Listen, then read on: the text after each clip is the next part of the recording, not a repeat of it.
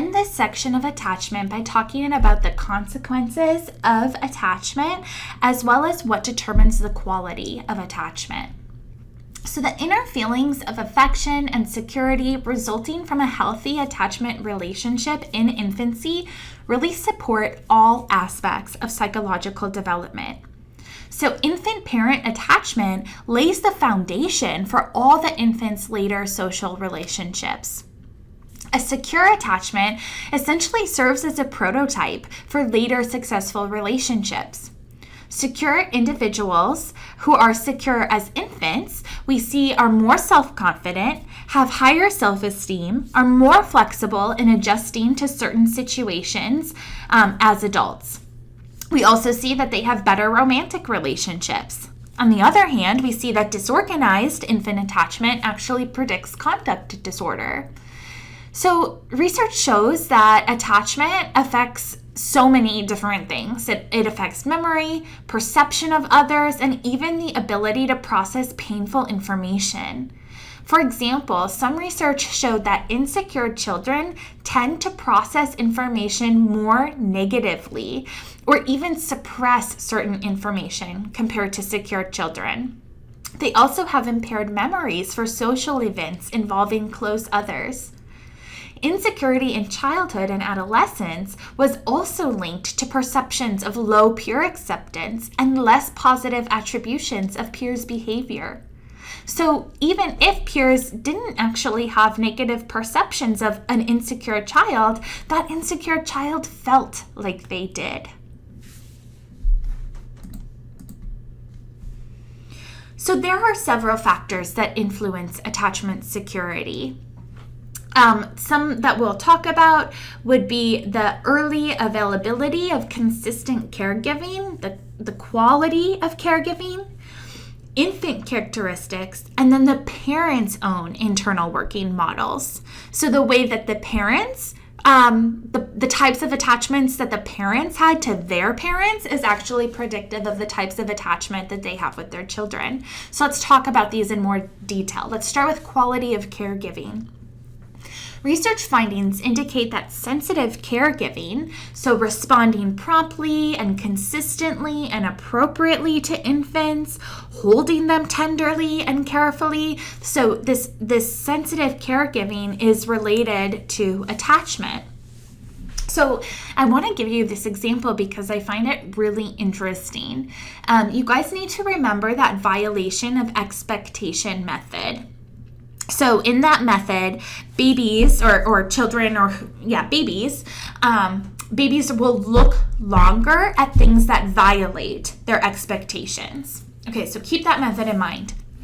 There was a study done, and babies were shown an animation of a large, mother-type ellipse and a smaller child-type ellipse.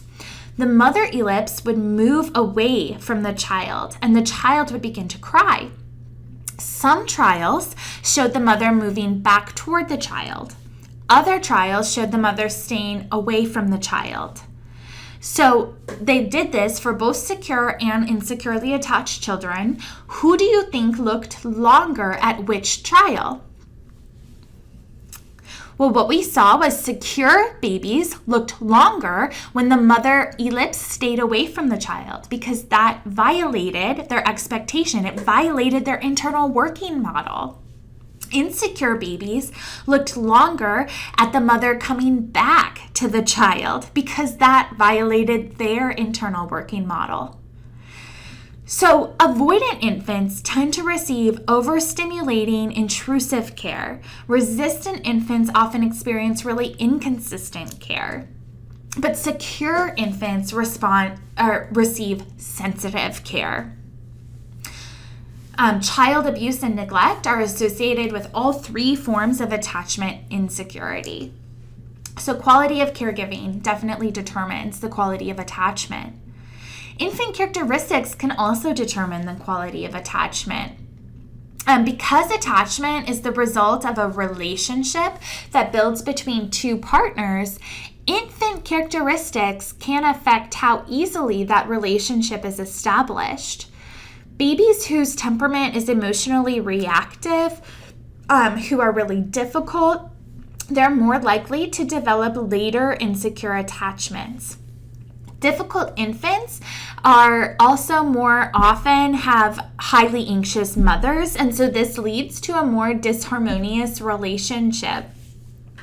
Overall, infant characteristics are only weakly related to attachment quality, though, because many child attributes can lead to secure attachment as long as caregivers are behaving sensitively.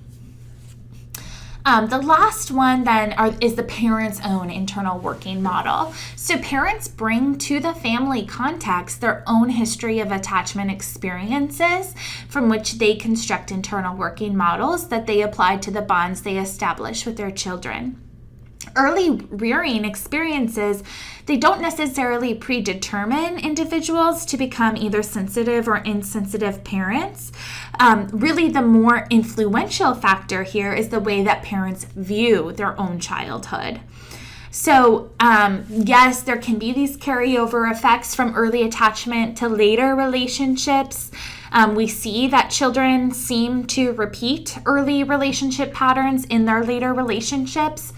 So parents' internal working models of childhood attachment can kind of govern how that parent behaves as an attachment figure to their own child. However, it's important to keep in mind that attachment behavior is not predetermined. So a parent can actually change their probable attachment behavior through counter-identification. And this is a process where the parent can actively work against his or her own internal working model of their childhood attachment relationships. So they think, well, I really didn't like the attachment relationships that I had as a child with my parents, and so I'm going to be really responsive to my child. I'm going to be really gentle with my child and really caring with my child. And this is known as counter-identification.